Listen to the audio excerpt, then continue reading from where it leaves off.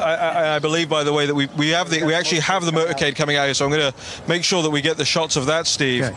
And for the audience here, President if you can't see it, this is President Trump and his motorcade coming out of the courthouse right now. Lock him up! Lock him up! Lock him up! Fuck Trump! Yeah. What you're seeing is President Trump's motorcade. That will head back up to Trump Tower. I believe President Trump's going to stay in Trump Tower. And maybe he might go to Bedminster. We'll see, one or the other. Can I have Raheem again? Yeah. You may hear, for audience, you may hear a little bad language in the background, okay? Raheem, President Trump's leaving right now, heading up to either Trump Tower or over to Bedminster. Continue on with your observations.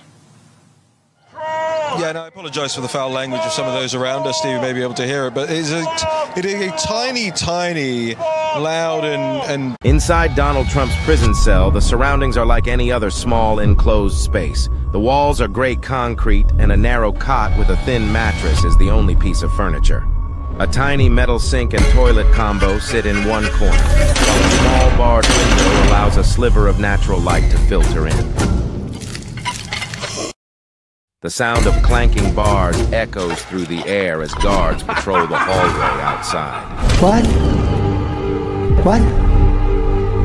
What is... President Trump is 76 years old. He will die in federal prison.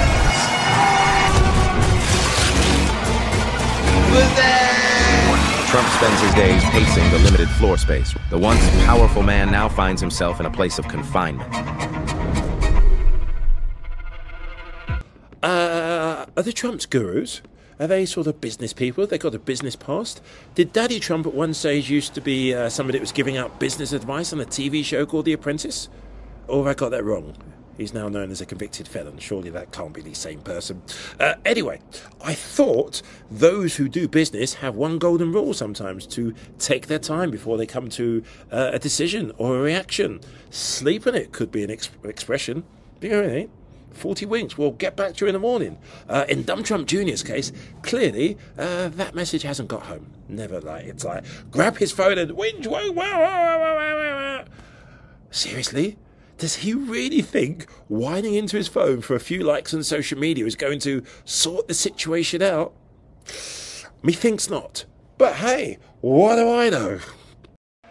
Obviously, just a sad day for America. Crazy what's going on in this country. Obviously, probably wasn't expecting anything different out of this jury with this biased judge whose daughter's profiteering from this stuff.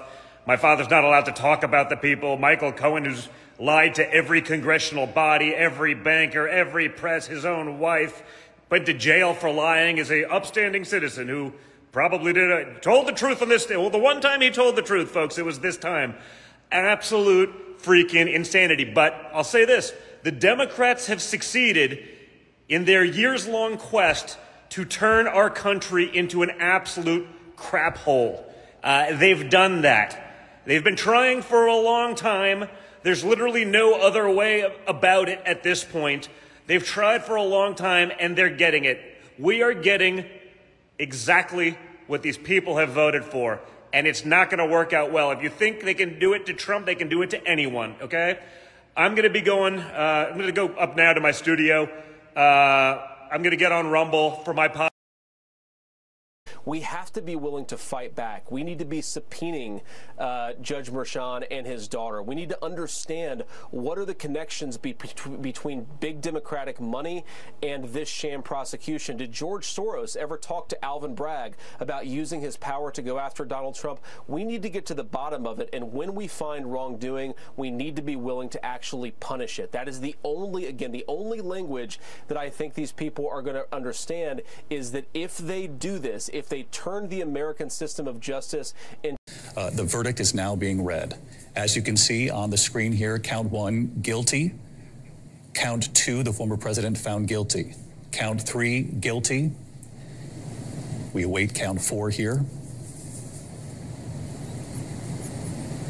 As you can see, the first 3 counts, the former president of the United States, Donald Trump, found guilty of 3 felony counts so far. The foreperson in that courtroom.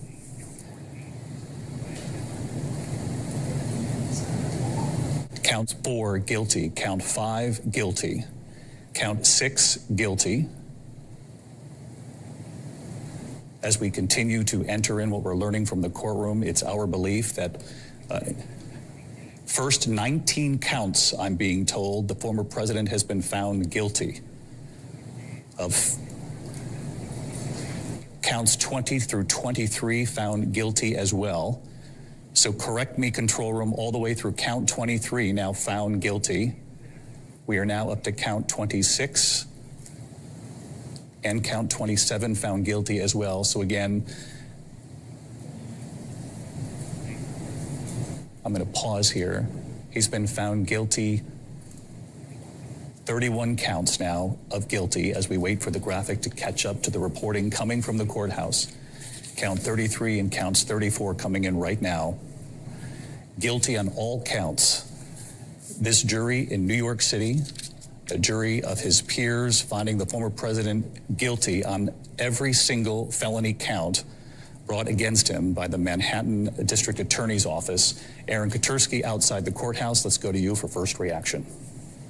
An incredible verdict on this day in May, late May. The former president of the United States convicted as charged.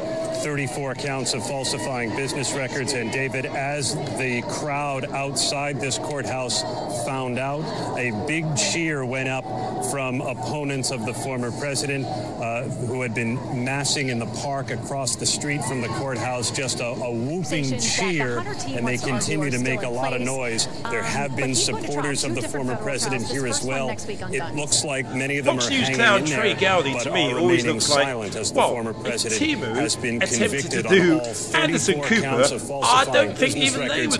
No, we're not doing comedy here. The 34 charges. Okay. Wow. You think I'm being polite? Every single one of them. Or you think I'm being sarcastic? The jury found in comparison to the man on the bike.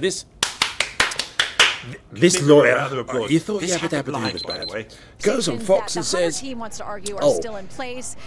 he was asked to do it all over again, would he do anything different? Drum roll. Spoiler alert, he says no. Could work their way through one. They should be able to get the other ones really quickly.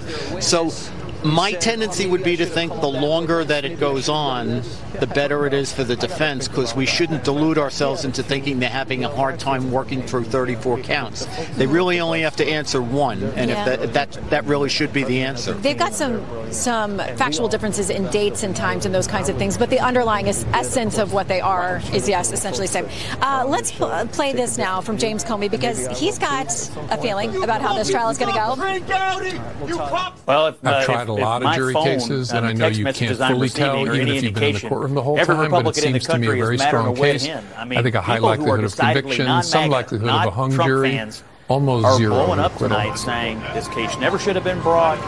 Okay, is that kind of where you guys are at here too? Do you think, good chance of hung jury, no chance of acquittal, I had no intention of voting for Donald Trump, and now I am. And if you ask the Trump campaign what's happening, would be tough. They literally broke their online donation portal because people were rushing to the internet to give them money in the minutes after the verdict. So I think jury instructions and the rulings that took place pre-trial and during the trial. I just think it's headed that way. I've always thought it would be a hung jury. I think Andy and Professor Turley and I were debating whether it be 10-2, 11-1, 9-3, but I don't see an acquittal.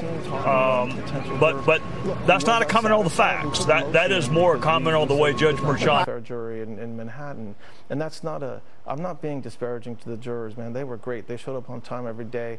They were committed. They paid attention. But we're in a situation where we had a very limited number of people we could strike, and most of the folks, overwhelming number of folks, had a very strong opinion of President Trump, and it wasn't positive. And so imagine you, Jesse, going to trial facing 34 felony counts, and 100 people walk in the room, and the judge says, basically, if you have a strong view of Jesse Waters, you can go ahead and leave. Half the room leaves. Half the room just walks out. Okay, so that's what we were dealing with. And look, that's not a reflection of the jury pool. That's not even a reflection of the judge. That's just the reality of New York City. And that's the